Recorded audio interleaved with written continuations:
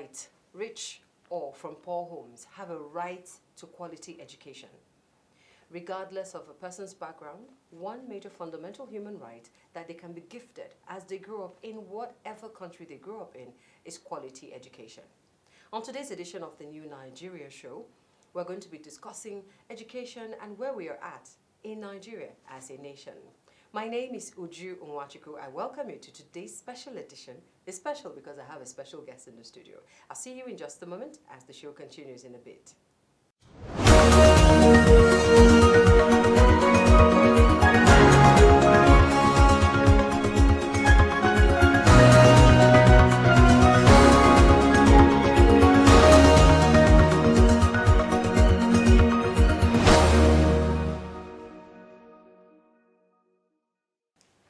On the New Nigeria Show today, all the way from Ondo State, a prince is seated here in the studio with me. He is the director, NGO of the New Nigeria Project, Prince Ebunola Martins. Prince Ebunola is a prince from the Ayeka Kingdom in Ondo State. It's such a pleasure to have you here. Good afternoon, sir. Good afternoon, thank you. Thank you so much for joining me. Thank you very much for all having the way me. from Ondo State. Yes, thank you. Okay, now let's talk about education in Nigeria. If you were to give an overview based on your experience and what's obtainable now, where would you place education in Nigeria? Well, I think in the educational sector, we have actually failed the nation. Let me just say we have failed the youth as a whole. Okay. The educational sector is a failed sector at us today. Most of us, we have one or two things to do in Europe, in America, or in Canada. We know how important these countries, take special interest in the area of education because education is the only key for surviving our time. So when you lose the education, the probability of you surviving that hard times becomes zero.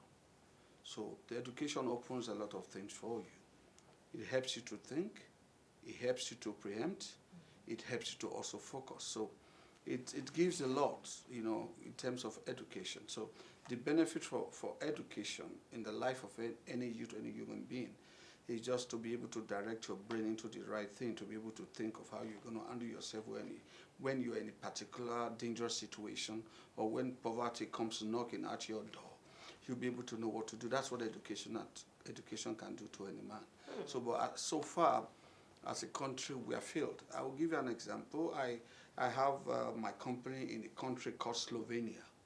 I have my office in Ljubljana, in Maribor, the second largest city in Slovenia. Slovenia is one of the Schengen states with about just 2 million people. Okay. But education is a top priority. It's compulsory. You have to go to school. And that's why they put up a level of free education for everybody. Like what Owiliana Rocha Sokorucha did in Imo. If we think in this country, that would have been the time that we should have taken advantage of the situation on how to develop our educational sector.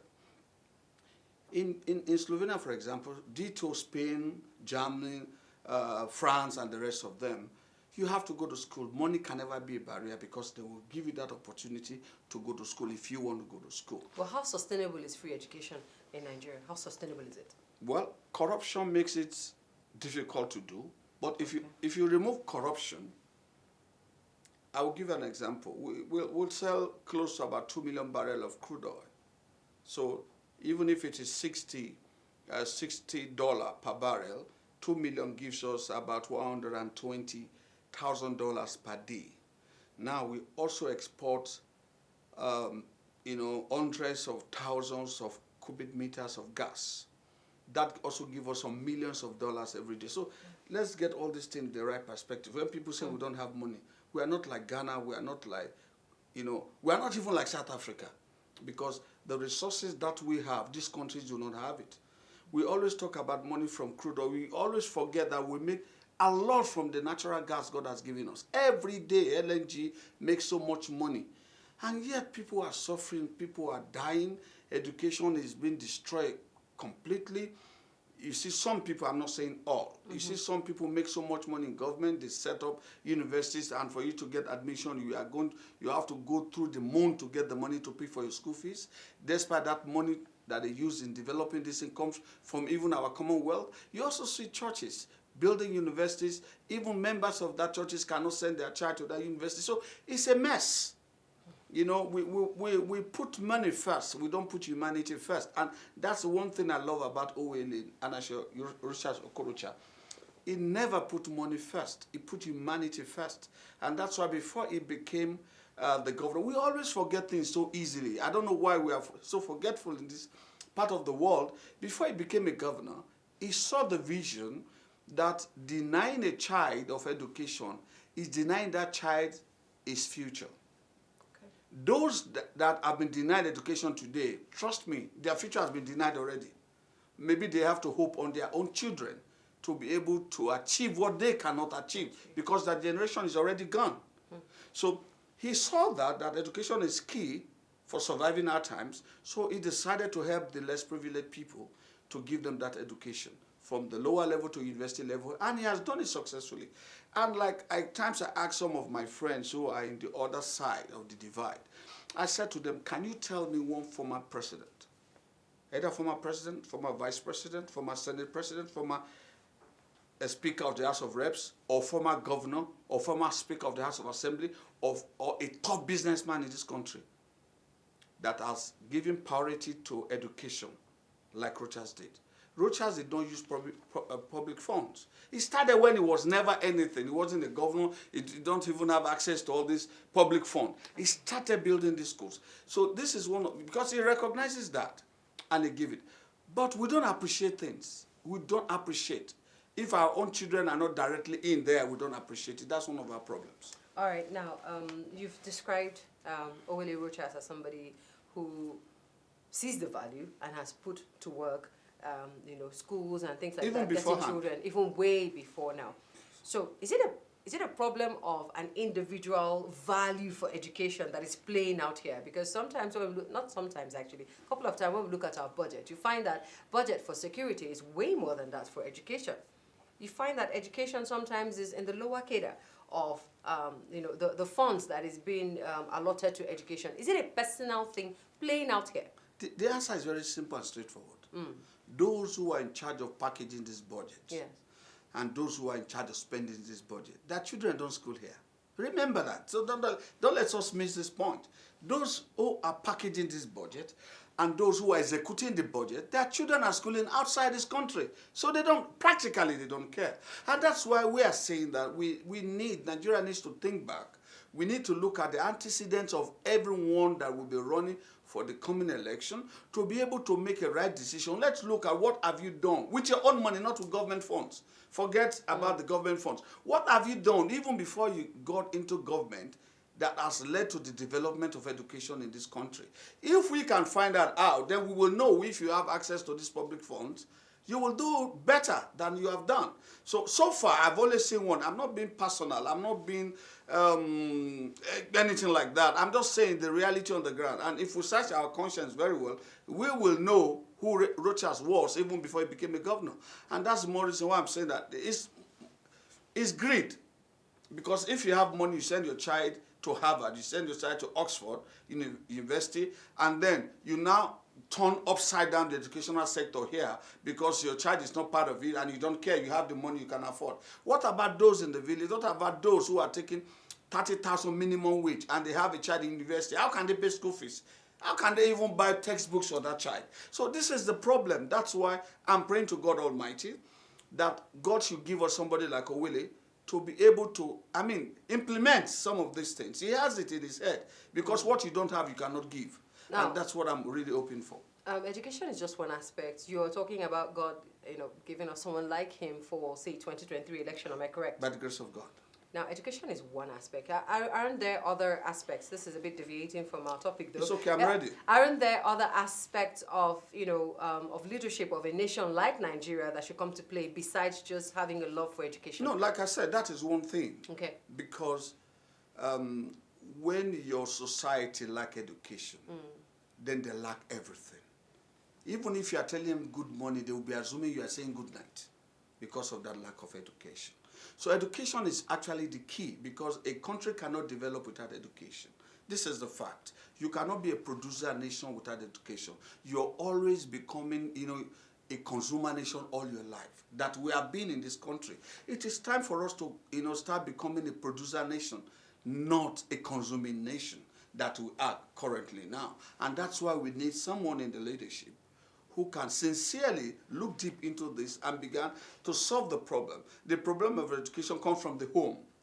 Okay? So a lot I know can be done, but there are other areas. Infrastructure, and all those stuff. Corruption, let me tell you also, corruption has eaten so deep into the system that we always blame president. I differ. Okay. I differ from that. Because I can tell you that go to any ministry and parastatal. If you don't bribe your way, you can't get anything done. Even if that thing is going to be beneficiary to the country, it's not going to fly for 1 second. So we need a leadership that can hold everybody responsible. I listened to one program, I believe, I just saw it on China's television that Willie attended. I just saw it. Yeah. And I heard him saying, I take responsibility for all what we have done in this country that wasn't right. I take responsibility. We need a leader who will not carry responsibility and put on the poor. And then he is not responsible, but the poor people are responsible. We don't need that. That's why I said we need a leader like a Willie who knows that if he fails, they're going to hold him responsible. And he's going to say, yes, I'm responsible. We need it. That's where to start from. I see. Yes. Is this an indirect declaration of his intention to run for presidency? Well, I can't declare for him. Yeah, but you would wish that he would? That's my desire, because I also have children, and I want my child to live a better life. The bad news for those who are thinking otherwise now is that if you like, take all the whole money you have in this world, put it in any bank in the world, send your children to university all over the world. Don't forget, one day they will come back here, and they want to take a taxi or take their own expensive car from the airport to their house. What they will meet on the way, we let them know that that money they have kept somewhere is useless. And by the way, how many of them even have investment in this country? Search, let us do our research very well. You see, the reason you see me talking about Rochas, not because there's anything special, because he's a special being by reason of what I just told you about education. Yeah. The other one is that he remains one of the very, very few, extremely few politicians in this country that have their own investment only in Nigeria. See? Yes, all his investment, hotels, this, that, in Nigeria. How many of these are politicians can proudly say all their investment is here? No, their money is outside the country. How do we trust somebody who does not have development and investment here? This is the first in Nigeria. It is not about emotion. It's not about anger. It's not about insulting people. Yeah. It's about common sense. It has come to the level that we have to apply that common sense. If you don't have businesses here, you don't employ anybody here, how can you develop the infrastructure? Because it doesn't affect you. All what you have is abroad. So your investment goes abroad. So you make money here, it goes abroad. It is time for us to begin to look. How many people have you employed? What have you developed? In what sector have you developed here? Before you even think of running. It's just this country, just a strange country, that anybody, if you steal 100 billion, you can just come, I want to run, and case closed. Bribe everybody and have your way. I think that should stop. All right. On that note, we're going to take a quick break, and when we come back, we'll come back into the conversation on education. It's still the New Nigeria Show. Don't go away.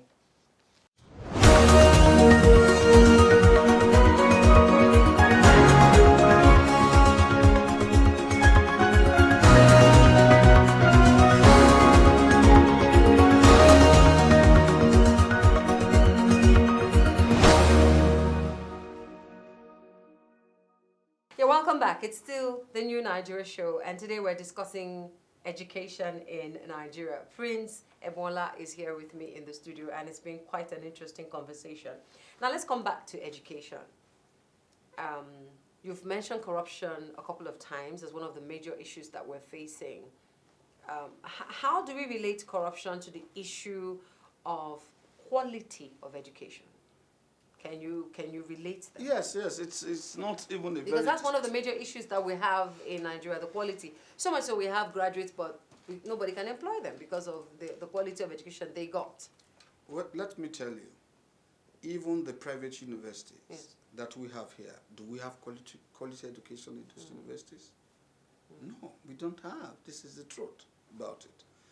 When you are not paying a lecturer very well, there's no any social amenities, things that can make a lecturer think right, things that can make student think right.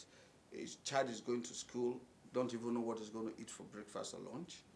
You know, all those things contribute to this. These are factors that contribute to this mess. Okay? Some of them, they're in school. They are thinking how to pay their school fees, even 2 months before the election, before the exams. They are thinking, how do I pay my school fees? They are not, their brain is never settled because of these same issues on the ground. And again, our universities, you cannot compare our universities with universities all over the world, especially Europe and America. I'll give one of the example. Maybe this can help if those in charge of education. I believe if it only gets there, things like this can be done. I'll give you one example. A university close to my house in Slovenia, in Maribor, Slovenia. It's called University of Maribor. It's the second biggest university in that country. The university is a research institution. Okay. They do a lot of research. They produce their own wine, they produce their own this. They do research. So if you're studying engineering, for example, it's not just in the engineering on paper. The practical aspect, or they do the research on all those things. So you know exactly what you have been taught. If you study medicine, it's the same. You understand. You know, I can say that it's only medicine that we are a little bit better in all the university, because the practical aspect, because you go to the teaching hospitals and all that, so you're able to learn it practically. Outside that, every other one is a mess. This is the problem. So the quality education has to do with policy. The policy has to be adjusted. It has to go into exactly what we are doing in medicine, that you have to, you see those things practically and you learn those things practically. It's the same thing we should bring into other sector. That will not make them to understand what they are doing. This is part of, there are other solutions, but this is just one aspect of the solution that I think that the government should begin to look at. Okay. Now, the issue of funding, you have said, of course, corruption plays a role, a super role. Now, let's look at corruption from another point of view. That is not necessarily laying the buck at the government table.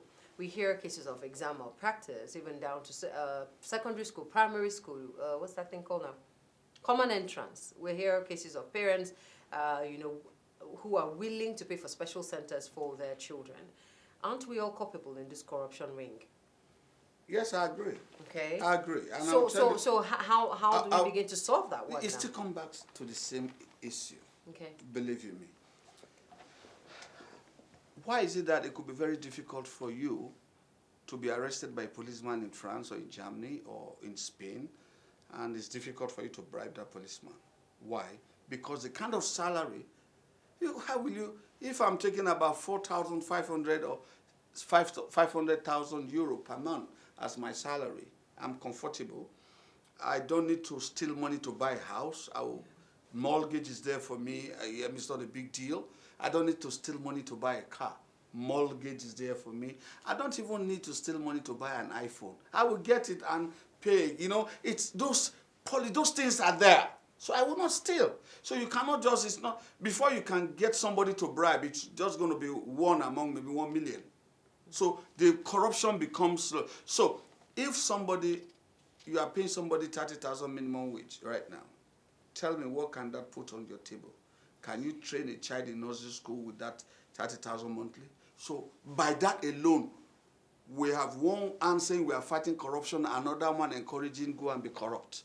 That's the problem. So if that kind of person, you come to him and say, look, don't worry, change my daughter or my son into this, I'll give you 100,000. He won't even think before doing it. You know, one thing for you to think, is it wrong or right? He will not even think whether it is wrong or right. He will sign it off. This is the problem. So we have to get this solution. It's from the root. We have to, touch these things from the root to be able to get it right. This is the problem. We blame them, they collect bribe. Please, for God's sake, look at what led to all these things. Meanwhile, those at the top, don't rely on this salary. 2, trust me, if they rely on the salary alone, no allowance, no this, no that, no that, they will do the right thing because they know what it takes. They know that their salary cannot send their son to Harvard. But they all have their children in all this university. Is it from their salary? This is the problem. So the poor people do not have access to those allowances and those stuff. So that's what they have access to. So the solution has to come from the foundation, I think. Wow. So basically you're saying that we have policies that enable corruption in Yeah, the exactly. education system. Yes, from salaries to the end of it, everything is just encouraging someone, encouraging people, encouraging. How much are you paying teachers? All right, now let's look at the issue of responsibility in the education sector. Granted, we know that what they get in terms of, or what the sector as a whole gets in terms of funding in the budget is usually always never enough. Always never enough. But then the question is, that which has been made available, the millions, the billions that have been made available, why are we not seeing it being used, at least to some extent? And then you can say, oh, we're able to work out XYZ in maybe 20 or 15 states out of 36, but because there was not enough funds, we're not able to touch these other states. Why are we not seeing it reflected, no matter how little? Very simple answer to your question. Very simple answer. You have budget every year for road. Yeah. Since the creation of this country, there's always in budget road. How many good roads do we have, despite all those billions of naira in budget for roads? How many good roads do we have? Okay. In the budget of housing, every year, the house passed budget for housing. How many houses have you seen that they build for the poor, for even average people? Is the budget not passed?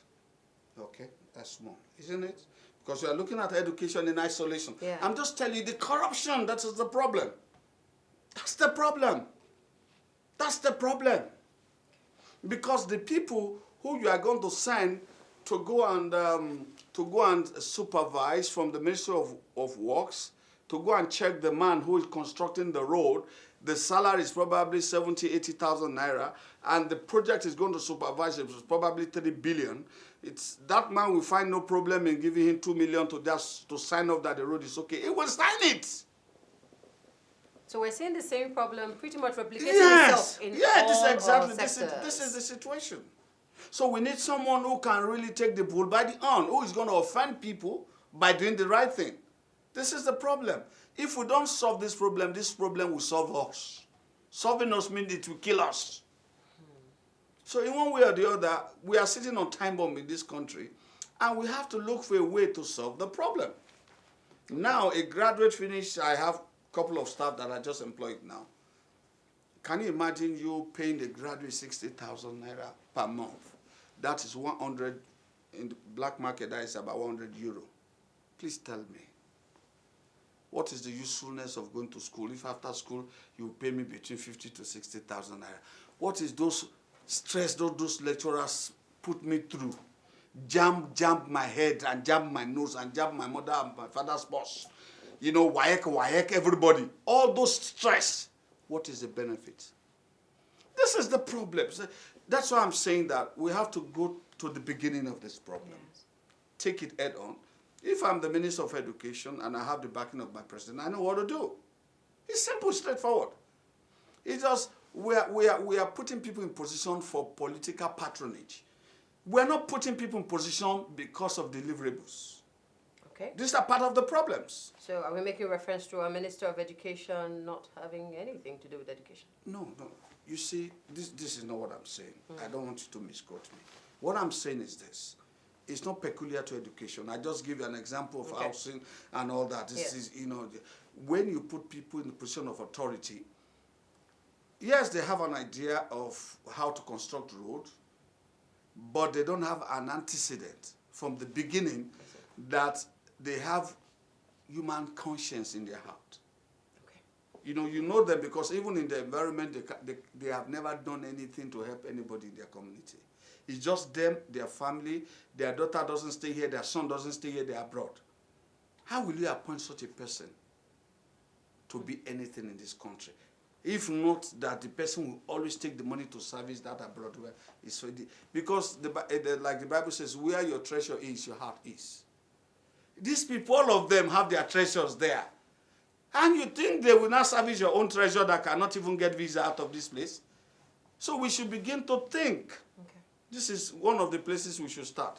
All right, great. Now let's talk about politicization of education. We know that lately some JAM scores has been, how do I explain this? Now, so we know for each student, based on what part of the country they're from, the JAM scores are not the same. A student from a non-educationally destabilized nation, the part of the country will have to study and get a score like 300 and something. Yes. Some other students with 200 and something, they can get in, while some other students with 100, 120, 140, 160 to study the same course. So there is no uniformity with the level of expectation that we have for each of the students. So because you're from the north, an educationally disadvantaged part of the country, you can come in and study medicine with 120. Because you're from Lagos, it is not educationally disadvantaged. You have to get up to 320 to study medicine. Isn't that part of the problem we're facing? Well, I wish you didn't ask me this question. Okay, but I just did. Yes. The fact of the matter is that we play politics with things. Even education. I just told you that in most cases we give political appointment based on political patronage. Okay? And at times we go into these things because we want to satisfy some people so that they will follow us. They will give us all those things without minding the consequence. This is a part of the problem. But I know that Nigeria will come to a level. That's why we're having this new Nigeria. Yes. Nigeria will come into a situation whereby all these things will be balanced. I believe those who did it not because they hated other region. Okay. They look at the situation. How do we encourage these people? How do we encourage these people to also meet up so that these people educationally will not be cut off completely? Okay. To a large extent, it's a little bit fair, I would say that. But they should encourage everybody on the same note. That will have been the best. Okay. You are good, you are bad, go to the house or go and learn carpentry. If you want to go to school, the state should create that environment from the child to have the same advantage like the other person from the scratch. So everybody should hold their state governor responsible. I've always said something, and I don't know why I'm not seeing it on the media. The revenue of this country is shared into three places: the federal, state, and local government. Why do we push education all the time to the federal? Every year, you have budget for education in all the 36 states. You have budget for road in all the 36 states. You have budget for water, trust me, in all the 36 states. You have budget for all these things, yet you cannot find them because somebody is taking the money abroad every month. The moment they get the federal allocation, it's changing. That's why during COVID, please, you can do your journalist, so please do your due diligence. During COVID-19, when there was lockdown, the federal government locked down everywhere. Why did Naira fall by almost 200%? Were we doing any buying and supply? So who is traveling? Who is taking money that is traveling? So why did Naira fail? It failed because during that time that nobody is doing anything, the federal government is still paying the federal allocation to state and local government. So what do these people do? They get the money, change it into dollar pie every. In fact, at that time, they have enough because they're not doing anything. So they change more outside. So that despite that the country is not buying anything, there's pressure on Naira because all the allocation that goes to most of these states, maybe not all, but most of these states, it become dollar instead of Naira and fly out of the country where the crude oil. This is the problem. Nobody wants to talk about it because everybody is very scared that they're going to finish them. How old am I? I'm above. I know my age now. So if I go at any time, does it make any difference? The bottom line is that we have to do the right thing. We are not doing it. I just mentioned earlier, corruption is the big problem. COVID time, we're all at home, sit at home. You cannot even go and visit your neighbor. At times you'll be arrested to move from one state to the other. Yet there was pressure on Naira. Why? Has anybody asked? The media will not ask. They get patronage for all those things. They will not ask. We are all deceiving ourselves. Serious pressure on Naira. Pressure that the Naira wanted to burst completely. And all of a sudden from what to almost 400 and something Naira at once. Because that was the time they were movement of money. It is easier now to take money out of Nigeria than to bring money. You go and try it with your bank. You want to bring money to this country, to help this country, you can't bring it. They will give you, but you want to transfer $50 million, the bank will help you transfer it. That's why we're in this mess. It's not about one president. It's not anybody that blames the president, the person lacks wisdom. Because one man cannot do the whole thing. That's why a president will have minister, we have governor, assembly, we have all that. You will die if you try to think of everything. You won't survive 1 week. So this is the problem. Poverty doesn't know Yoruba, Igbo, Hausa. This situation doesn't know. When it comes for them to have to take money together, nobody will talk of Oduduwa Republic where I'm coming from. Nobody will talk of Biafra. All of these leaders, they don't talk about it. Hausa will not talk that the Hausa. All these leaders eat. But when they are looking for position they cannot get, they will come out and say they are marginalized. The only people that are marginalized in this country are the poor people, not the rich. The rich in the East are not marginalized. They should stop these lies. The rich in Southwest, where I'm from, they are not marginalized. Because they all attend each other's birthday, they give money to themselves, they do all to themselves. It is only the poor that are marginalized. Every month, all these top people from all this region make money. Only the poor are suffering. This is the fact. Okay. We're still talking education, even though we're segueing into other parts of the country and or other parts of our lives as a nation. And like you said at the beginning of this conversation, education is the bedrock upon which a lot of these things rest. The key for surviving The key for surviving in our times. Now, a lot of the insecurity challenges that we're facing, you know, you find that there amongst the people, the insurgents, amongst the people who have gone into fraud, who have gone into kidnapping, are educated people who went to school but have nothing to do, or who did not get a chance to go to school and are looking for a way to survive. If you were to prefer a solution to the challenges we're facing right now as a country, and you were to use education as a solution, as a pill, as the magic pill or whatever, to solve it, how would you start? Those who are into all this funny kind of business today, some of them are in it not because they love to be in it. A lot of them have tried to defraud people like us, but we are not greedy. A greedy man falls. If you are not greedy, there is no way. You can't tell me to come and bring 1 naira to do an investment and I'm going to get 5 naira in 3 days. I'm not stupid. I won't give you. You are wasting your time. Send all the email in this world. I won't respond to you. Say click this, I won't click. So they've been trying. They are hearing me now. You can't because I'm not greedy. In the first place, it is those who are greedy that fell into some of those things. Is it greed or hunger? No, there are 2 things. Okay. Hunger may be those who are doing it, but those who they are taking from, okay, they are greedy. Okay. Like my people will say 2 gave 4. They are greedy. But let me go back to the guys we're talking about. I'm not speaking for them. Mm-hmm. They know what they are doing is bad. Mm-hmm. I don't need to even tell them again. Yeah. Because whatever you do to someone, pray not to have children, because they will do it to them. Believe you me.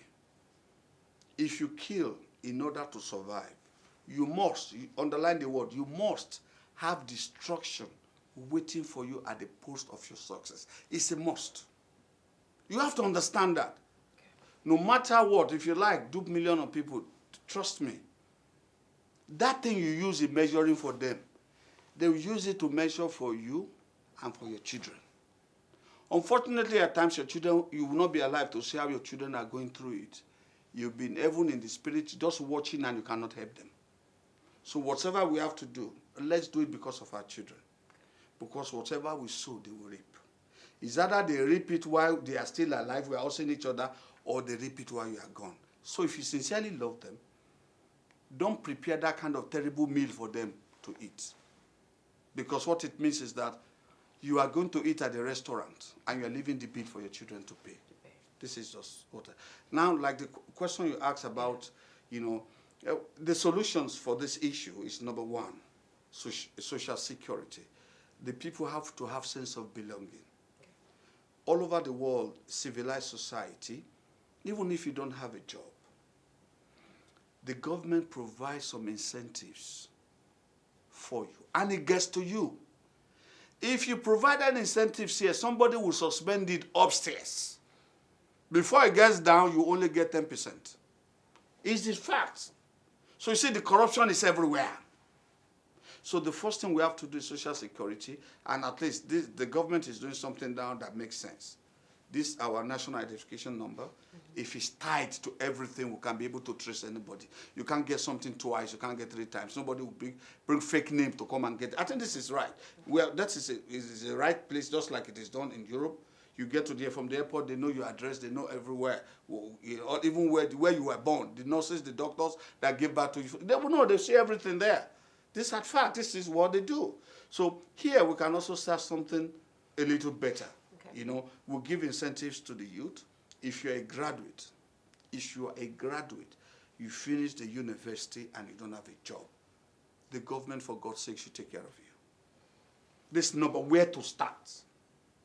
If anybody tells us we don't have the money, that's a black lie. Because I've already told you. Some countries do not have any resources. UK, which resources do they have? Do they have oil? No. Do they have gas? No. Nothing. How did they do it? It's sincerity of purpose. Okay. Finish. We have a lot of iron ore. We have coal. We have, for God's sake, we have iron ore. Everything we have. We have one of the second largest deposits of bitumen in this country. What we have is unbelievable. We have not even started touching it. Unbelievable what we have. We have gas, we have crude, we have everything.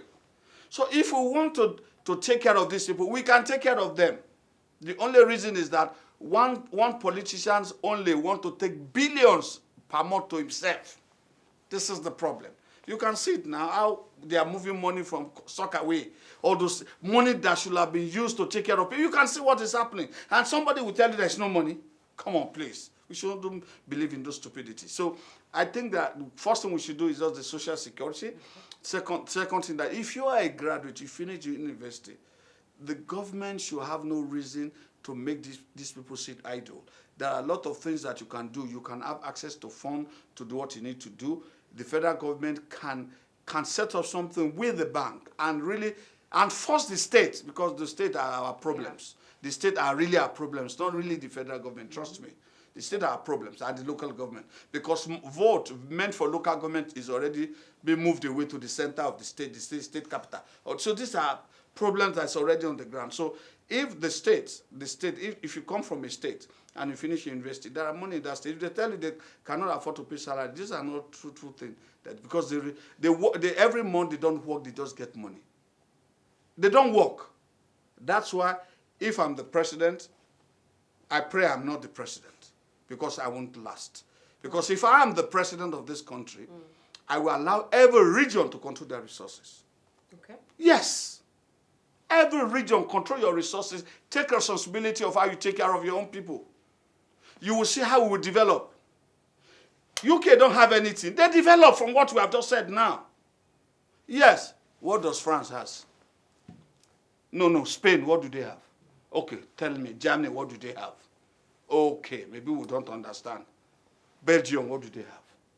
Okay, maybe that one is too far. Netherlands, what do they have? They don't have anything. They rely on us. They rely buying something from us to survive. We, that they are begging us to get our gas, our crude oil, we are the ones suffering, begging, taking from the, eating waste from the ground. Is something not wrong? These are the problems. I'm just telling you, I can never be president. It's not a cause. Because they won't allow me last. They will take me away. Because I will do what it will benefit all the region in this country. And the only thing is allow you develop at your own pace. Okay. At your own pace. You have crude oil, do it. I, at the center, the president, I will have my equivalent, like the police. Have your own police, no problem, pay their salary. There will be jurisdiction, just like it is done in America, jurisdiction. I'm watching you. If you steal your people's money, want to take out, I'll pick you up. My own is to solve. I'm your spy. I'm watching you day and night. You must do that thing. You share this country. The federal government does take care of immigration, the military, foreign affairs, those things. You take care of it. You get your own money from the state, because from what they are getting, they give you your own share. Yeah. And then you run it. You have your own tax like it's done all over the world. They have to take from all those states to take care of yourself. Leave them. Let them beat it themselves. You judge them. Let them beat themselves in their region how they're stealing money. Take them and bring them to normal court and say, why did you take this money from my intelligence? Because they control the immigration. So they know when you're traveling, you're not traveling. They control the custom. So even if you are the owner, you cannot move those things without custom at the border. So we know what is going in and out. So I don't know, somebody somewhere doesn't want this thing to happen, but this is the best way. The North has resources that is unbelievable. Yeah. Believe you me. Iron ore, copper ore, a lot of things they have deposited in the ground that nobody in Europe, they don't have 2% of it. So each region can develop at their own pace, and that will help us, and that's the way to go. Right, quite interesting. That is a new way of thinking, I must say, because prior to now, we've not experienced that in Nigeria. Yes. As it stands. But do you think that it is something that can work? Do you think the Nigerian people, Nigerian elite would allow this work? This suggestion you just made now, which seems workable, as you're saying it looks workable, but practically, do you think that we will allow it to work for ourselves? Because of corruption. You know, it's difficult when I'm eating in one pot and you want to take the pot and take it to the rightful owner. It's always very difficult. No, I won't allow you. I will do everything humanly possible. No, it's not that there are people who are benefiting from these things. How many of us Yorubas are benefiting from all these things that we have? How many of the Igbos are benefiting? How many of the people from South are benefiting from this crude oil? The same thing in the North. The leadership are making from this same thing. Their people cannot go to school, they cannot feed. This is the problem. The elite are benefiting from it. But I know one day, this education is just, like I just told you, education is key. Yeah. If you don't have what you don't have, you cannot give. If you don't have all this information, you'll be facing the wrong direction. So this information are quite critical. I believe one day we'll start talking about it, and people begin to think about it, and people begin to think about it. Those who are scared of it, they begin to say, after all, there's nothing to be scared about. I can still develop this here. It may not be free like this one. They just pump the oil, just take the money, send it back to the people who bought the oil. You see the problem? We produce oil, we give it to them, they pay us, we send the money back to them. This is what is happening day in, day out. That's why it looks as if we are not an oil-producing nation. It's like as if we don't even have one drop of gas. Because the money doesn't stay here. Yes. Okay, if you doubt me, do they buy this crude oil in Naira? No, I don't want to go there before. This crude oil, do they buy it? That Naira is our own. We print it, it's our own. Did we give the dollar to the Oyibo to change Naira for us? So after giving us the dollar to buy crude oil, we now say, UK, America, okay, please take this dollar back, give us Naira. Where does the dollar go to? Ask me. They buy it, they send it to us, it's our money. So if somebody wants to change it to Naira, are we not supposed to be the one? Is it not our money? Have you ever asked where all those dollars from the beginners? Look, I don't want to go. Let's leave the matter. That will probably be another conversation on the New Nigeria Show. It's been very, very, very interesting. And I've had the director, NGO, at the New Nigeria Project, Prince Ebunola Martin. He's a prince from the Ayeka Kingdom. I hope I got that pronunciation correct. Yeah, Ayeka Kingdom. Yeah, Ayeka Kingdom in Ondo State. And it's been quite an intelligent discourse this beautiful afternoon. You're listening and watching the New Nigeria Show. We'll come your way next time, but before that, please like, subscribe, and share this video, and also drop your comments. Let us know what your thoughts are on some of the issues that have been raised on today's episode of the program. My name is Uju Nwachukwu. Thank you so much for staying tuned. Enjoy the rest of your day.